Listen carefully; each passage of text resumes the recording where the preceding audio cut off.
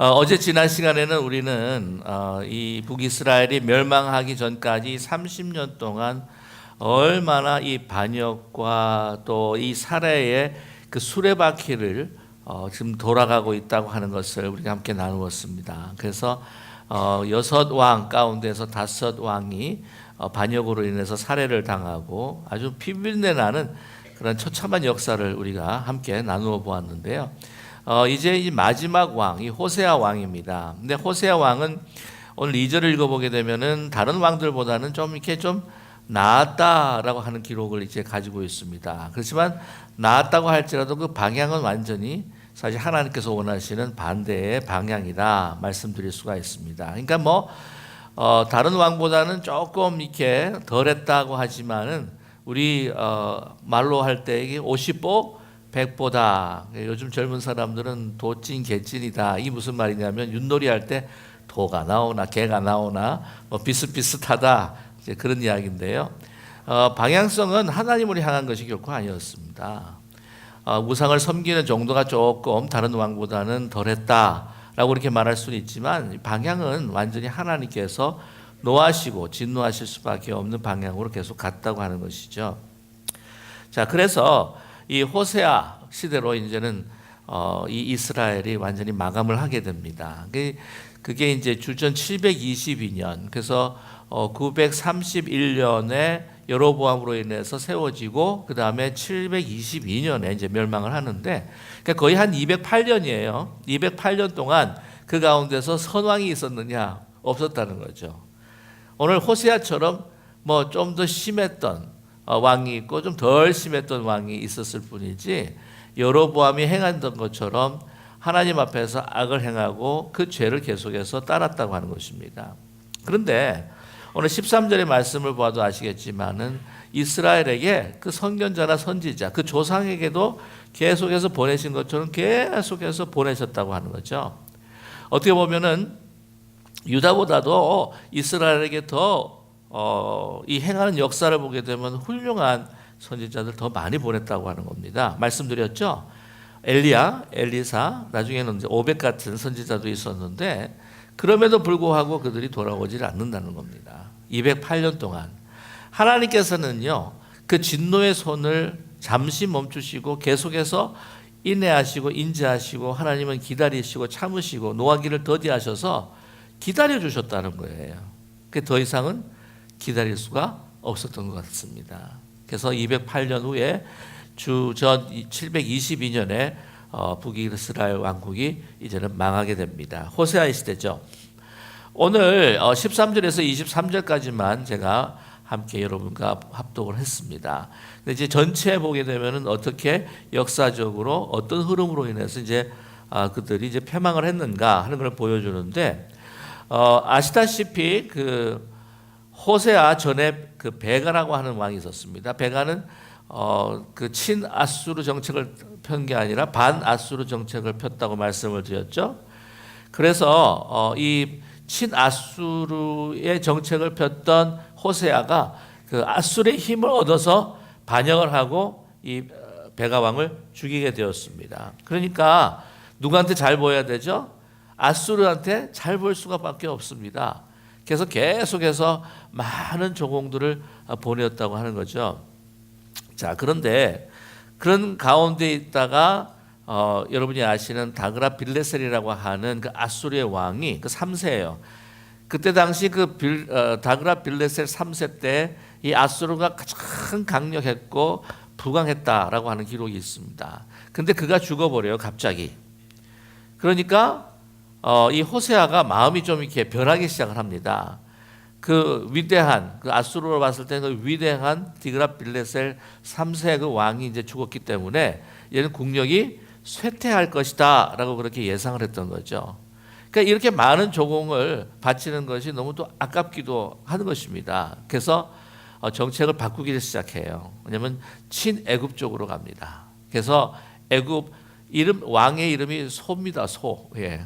막 카오는 아닐 것 같긴 한데 소 왕이라고 하는 그 애굽 왕에게 전가를 보냅니다. 이제 우리나라를 보호해 주시고 우리를 지켜 주시면 좋겠습니다 하고 동맹을 맺기를 원해요. 그런데 참 보면 이 외교 정책에 있어서 좀 이렇게 스마트해야 될 부분이 있는데 사람이 좀 다른 사람들 이렇게 손을 놓고 다른 사람 손을 잡으려면 좀 더 강력한 손을 잡아야 되는 거잖아요.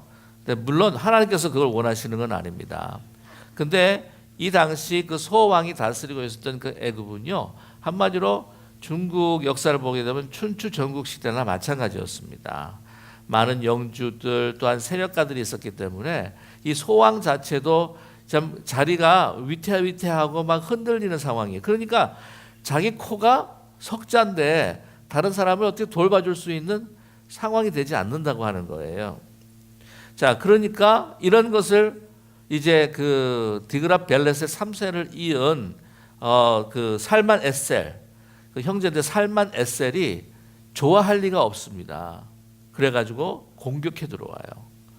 사마리아 성을 이제 포위해가지고는 3년 동안 계속해서 포위해가지고는 이제 공략을 하는데 얼마나 힘들었겠습니까? 고통스러웠겠죠. 그런데 갑자기 이 살만 에셀 왕도 죽습니다. 그러니까 야, 이제 우리는 살았구나. 이제는 살았구나. 그렇게 생각을 했었는데 그 이어서 사그라시라고 하는 사르곤, 죄송합니다. 그 형제인 사르곤이 또 왕위를 이어받습니다. 이어받아 가지고는 계속해서 사마리아 성을 공격하는 거예요. 그래가지고 어쩔 수 없이 그 사마리아 성이 무너질 수밖에 없었습니다. 네? 여러분 아시겠지만 하나님은요, 유다나 이스라엘 백성들에게 하나님만 의지하라고 항상 말씀하셨습니다. 그렇지 않습니까? 다른 인간의 내가 보기에는 참 능력이 있고 권세가 있고 또한 힘이 있는 사람의 손을 붙잡지 말고, 왜냐하면 항상 그렇게 붙잡게 되면은 그 사람의 예속이 되고 어떻게 보면 종노릇 할 수밖에 없다고 하는 거죠. 그리고 사람이라고 하는 권세라고 하는 것은요, 죽을 수 있고 이제는 그것이 영원하지 않다고 하는 거예요. 나중에도 보시겠지만은 이 아수르는 누구에게 망하냐면은 바벨론에게 망해버리고 맙니다. 아수르가 상당히 그 식민지 정책, 아주 가혹한 식민지 정책을 이제 펼치는데 오늘 말씀을 보시게 되면은 이제 쭉 이어서 말씀을 보게 되면 이 아수르라고 나라는 그 식민 전체이 뭐냐면은 이주를 시키는 겁니다. 그래서 그 땅에서 모여 살면서 이 반정부 행위를 하지 말라고 다 흩어버려요. 다른 지역으로 이주시킵니다. 그래서 자기 아수르에 있는 본국 시민들을 또한 그 식민지에 데려와 가지고 거기에서 살게 하는 겁니다. 그 정책을 폈는데 이 수많은 포로들이 사실은 그 본국으로 잡혀가요. 그걸 이주시키기 위해서 이제 잡혀가는데 참 그 묘사한 걸 보게 되면은요, 정말 짐이라고 하기보다는 이 뭐 짐짝도 그렇게 아마 하지 않을 거다 하는 생각을 합니다. 어떤 때는 손과 발에다가 구멍을 내 가지고는 고리를 껴서 하고, 어떤 때는 코, 입, 여기 턱에다가 고리를 껴 가지고는 끌고 가는 거예요. 그러니까 뭐 말 같은 소 끌고 가듯이 이렇게 끌면 아프니까 어쩔 수 없이 끌려갈 수밖에 없는, 줄줄이 이렇게 사슬로 메어 가지고는 데려갑니다. 그래서 이 이스라엘 지역에 그 아수르에 있는 그 많은 이방 사람들을 거기에서 살게 하면서 그와 함께 뭐가 들어오겠어요? 그 많은 우상들이 함께 들어옵니다. 그리고 그 혼인 정책도 거기에 있는 이스라엘 사람들과 또한 아수르 사람들을 결혼을 시켜서 그 피를 다 섞어버리는 거예요. 아시겠지만 나중에 유다도 멸망합니다. 바벨론에게 의해서 멸망당하죠. 그래서 멸망당하고 난 다음에 이제 포로가 돼가지고 70년 동안은 살게 되는데 메데바사 페르시아라고 합니다. 그 왕 고레스 왕의 그 칙령에 의해 가지고는 다시 귀환하지 않습니까? 70년 후에 정말 그 유대 땅으로 다시 이렇게 귀환하게 되는데, 그 보면은 막 그 기쁨이 넘쳐 있는 뭐 그 126편 그 시편입니까? 정말 우리의 입에는 찬양이 떠나지 않고 웃음이 가득 찼도다 하는. 그 딱 돌아와서 딱 보니까 사마리아 지역에 있는 이스라엘 민족이라고 생각했던 그 사람들이 완전히 혈통이 다 섞여버리고 만 거예요. 그러니까 이스라엘 족속 그 열 지파 이스라엘을 형성했던 그 열 지파의 그 혈통이 완전히 이제는 다 사라지고 만 것이에요. 뿐만이 아니라 하나님과 우상신을 이렇게 섞어서 믿는 이 싱크레티즘이라고 그렇게 이야기하는데 혼합 종교라고 그렇게 말할 수가 있습니다. 이 본래는 그 아수르에 살고 있었던 또 다른 지방에 살고 있었던 이방인들이 들어와고 살아가지고는 자기가 우상을 숭배를 할 때에 어떤 일이 있었냐면 하나님이 노하셔서 사자를 보내요. 이제 점령당한 그곳에 사자를 보냅니다. 사자를 보내가지고 막 그 이방의 신을 섬기고 있는 그 이방인들을 막 물어뜯어요. 죽여서 죽여요. 그러니까 이 이방의 그 신을 믿던 이방 사람들이 여기에 있는 그 토착되어 있는 이 땅의 신이 노했구나. 그러면 그 노한 신의 화를 풀어주기 위해서라도 우리 신뿐만 아니라 어떻게요? 여기 있는 그러니까 여호와 하나님 야훼 신이죠. 신을 섬겨야 되겠구나 해가지고 다 같이 섬기면서 이제 혼합이 되는 겁니다. 그래서 기억하시는지 모르겠지만 주일 예배 때에 우리가 그리심산에서 예배를 드려야 됩니까? 아니면은 예루살렘에서 예배를 드려야 됩니까? 라는 수가성 여인의 질문이 있었잖아요. 그런데 너희는 알지 못하는 것을 예배하고 우리는 아는 것을 예비한다. 유다 사람들은 아는 것을 예비한다. 라고 예수님이 대답하신 적이 있어요. 왜 뭐냐면 모르는 것을 섬긴다라고 하는 것이 무엇이냐면 그 사마리아 사람들은 야훼를 섬기는 것 같은데 그게 아니에요. 우상과 완전히 섞여 있는 종교, 혼합 종교, 싱크레티즘을 섬겼다고 하는 거죠.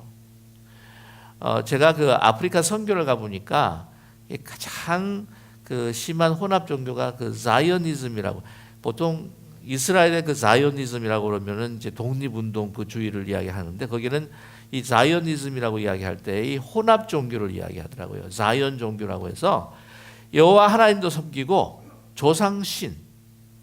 그러니까 우리는 이제 보통 보게 되면은 그 유교에서 제사를 지낼 때에 어떤 이들은 그런 이야기를 하지 않습니까? 이거는 그냥 형식일 뿐이다. 이건 어떤 규범일 뿐이다. 뭐 그렇게 이야기하는 사람이 있어요. 그러나 이제 그 유교 같은 경우에도 나중에 좀 변질이 돼가지고 이게 신격화돼 가지고는 이제 귀신을 섬기게 되는 걸로 그렇게 바뀌게 된다고 하는 이야기를 제가 들은 적이 있는데, 아무튼 이 사우스 아프리카의 그 남아공에 가니까 야훼와 조상신, 그 귀신, 조상의 그 귀신을 함께 섬기더라고요.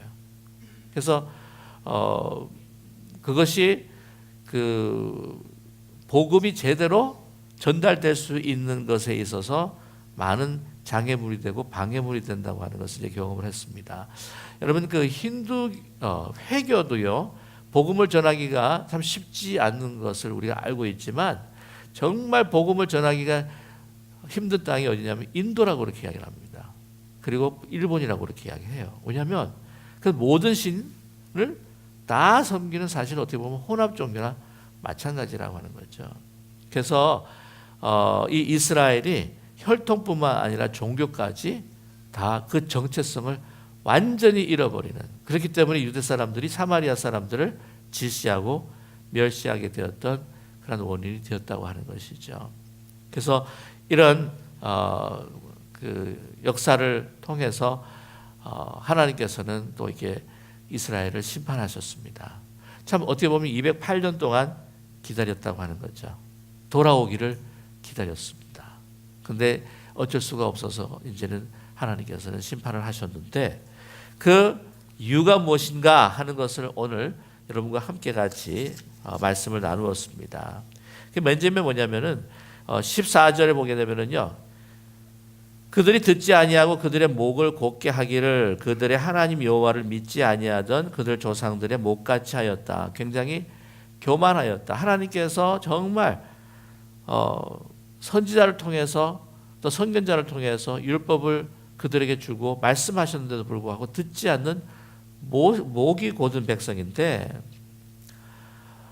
여호와의 그 말씀을 뒤따르지 아니하고 누구를 따랐냐면 이방 사람을 따랐다라고 그렇게 말을 하고 있습니다. 15절을 보게 되면은요, 여호와의 율례와 여호와께서 그들의 조상과 더불어 세우신 언약과 경계하신 말씀을 버리고 허무한 것을 뒤따라 허망하며 또 여호와께서 명령하사 따르지 말라 하신 사방 이방 사람들을 따랐다라고 그렇게 이야기를 합니다. 우리가 신앙생활하면서 사실은 뭐 우리가 이방의 신을 섬기는 것도 아니요, 또 그 사람들을 따르는 것 같지도 않은 것 같지만 문제는 하나님을 먼저 의식하고 하나님께서 나에 대해서 어떻게 생각하느냐보다는 다른 사람이 나에 대해서 어떻게 생각하는가, 그들과 함께 게롤롱하면서 내가 외로워지지 아니하고 왕따당하지 않기를 원하는 그 마음으로 이렇게 같이 섞이기 위해서 다른 사람들의 눈치를 본다고 하는 것은 어떻게 보면 하나님께서 기뻐하시지 않는 것이라 우리에게 사실은 분명히 말씀하고 있습니다. 그래서 이 이방 사람을 따랐다, 이방 사람들의 그 길을 갔다, 함께 동행했다. 근데 뭐 그것이 그 역사가 사실은 우리에게도 지금 현재 되풀이될 수 있다고 하는 거죠. 다른 사람들의 생각, 다른 사람들의 어떤 그 행동과 양식을 이제 따르면서 그들과 함께 같이 살아간다고 하는 것은요, 어떻게 보면 하나님을 의식하지 않고 하나님을 먼저 바라보지 않는 행동이라고 말씀을 드릴 수가 있습니다. 그래서 16절에 보시게 되면은 그들이 섬겼던 여러 가지 이 우상을 이야기합니다. 두 송아지의 형상, 아세라 목상, 하늘의 1월 성신, 바알을 섬겼다. 이 신들은요, 한마디로 집약적으로 말씀을 드리면 풍요의 신이에요. 또 보면 경제와 돈의 신이라고 말씀드릴 수 있습니다. 요즘에는요. 근데 가만 보게 되면은 우리 종교개혁주의일 때도 말씀을 드렸지만 우리 교회 안에도 얼마나 세속주의적인 것이 스며드는지 모릅니다. 보면 진짜 믿는 사람인데도 불구하고 교회 안에서도 그렇고 뭐 교회 밖에서는 뭐 말할 것도 없겠지만 교회 안에서도 사람들에 대한 어떤 그런 나를 어떻게 바라볼까, 사람들이 나에게 주는 그러한 그 존경과 명예, 그걸 가지기 위해서 사실 겉으로 나타나는 위선을 행할 때가 많고, 말로는 하지 않지만 마음으로는 막 돈을 따르고, 이 더 크고 더 거대한 매머니즘과 만무니즘을 숭상하고 숭배하는 것이 어떻게 보면 우리 교회 안에서도 만연해 있다라고 우리는 말할 수 있다고 하는 거죠. 우리 교회 안에도 보이지 않는 이런 우상들이 있다고 하는 것을 우리는 배제할 수가 없습니다. 17절에 보게 되면은요, 정말 이건 인신제사인데 자기 자녀들 불 가운데로 지나가게 하며, 이게 뭐냐면 인신제사를 드리는 거예요. 인신제사를 드리는 이유가 뭐냐면은 이게 아주 극적인 방법을 통해서 내가 원하는 것을 이루겠다고 하는 거죠. 한마디로 말하면 수단과 방법, 이건 자기 어떤 목적을 위해서는 수단과 방법을 가리지 않고 그냥 취하겠다고 하는 그런 생각일 뿐입니다. 16절에 보게 되면은 그들은 다시 한번 말씀을 드리지만 그들은 하나님 여호와의 모든 명령을 버리고 이 모든 우상들을 섬기는 이유가 뭐냐면 자기들을 위하여. 오늘 보세요. 16절 보시면 모든 명령을 버리고 자기들을 위하여 두 송아지 형상을 부어 만들고, 그러니까 자기를 위한 겁니다. 하나님을 믿어도 아주 극단적으로 자기를 위하여. 그러니까 예수님께서 가신 그 십자가의 길, 좁고 협소한 그 문, 그걸 따르고 싶지 않을 때가 너무나 많을 때는 그거를 거부할 때가 많다고 하는 거죠. 우리 교회는 하나님의 부활을 만끽하기, 부활의 능력을 우리가 체험하기 위해서는 예수 그리스도 그 십자가의 길을 따라가는 십자가의 신앙과 십자가의 신학이 사실은 선제돼야 되는데, 자기를 위하고자 하는 것, 자기를 위한 종교, 자기를 위한 신앙, 자기를 중심으로 돌아가야 하는 하나님, 자기 중심으로 돌아가야 하는 우리 공동체, 그러다 보니까 이게 우상을 섬기다 보면, 그런 우상, 자기가 우상이 돼서 또 섬기다 보면 그 공동체, 가정이나 교회나 어떻게 해요? 분열이 될 수밖에 없다는 거예요. 북왕국 이스라엘과 남유다가 분열, 솔로몬의 우상 섬김으로 인해서 분열될 수밖에 없던 것처럼, 패망할 수밖에 없던 것처럼, 여러분 우리 가정 공동체나 교회 공동체가 자기를 위한 자기 욕심을 위한 우상을 섬길 때 자기가 우상이 될 때 이건 우상이라고 하는 것은 자기를 사실은 자기를 사랑하고 자기만을 사랑하고 자기를 위한 신앙이라고 하는 거죠. 그럴 때 공동체에 큰 아픔이 올 수 있다고 하는 겁니다. 하나님께서 기뻐하지 않으신다고 하는 거예요. 무거운 말씀을 드렸습니다. 그러나 여러분 우리가 완벽하지는 않아요. 그렇기 때문에 우리는 매일매일 우리 자신을 돌아보면서 하나님의 말씀 가운데에 십자가 앞에서 우리 자신을 개혁하면서 다윗이 하나님의 말씀이 떨어졌을 때에 정말 그 앞에서 그 어느 누가 있다고 할지라도 왕의 체면을 다 내려놓고라도 정말 통에 자복하고 하나님만 붙들 때에 하나님께서는 구원의 역사 그 사주의 손길을 베푸시면서 너는 내 마음에 합한 자라 그런 말씀을 주신다고 하는 것입니다.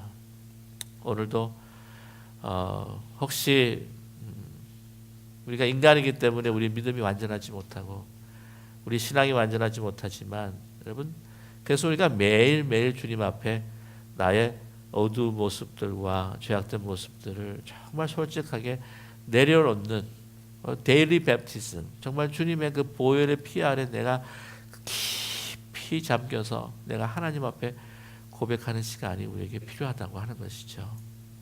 그래서 오늘 이 시간도 오늘 주신 말씀 붙들고 나의 모습이 정말 북이스라엘의 왕국의 모습이 아니었는가 혹시나 하나님께서 이 시간 우리 자신을 돌아보며 정말 우리의 모든 어둠과 혼돈과 공허가 있다면 주님 앞에 다 내려놓고 다시 하나님께서 보시기에 너는 내 마음에 합한 자라 하는 음성을 들을 수 있는 우리 모두가 되시기를 주님의 이름으로 간절히 축원합니다. 우리 함께 기도하겠습니다.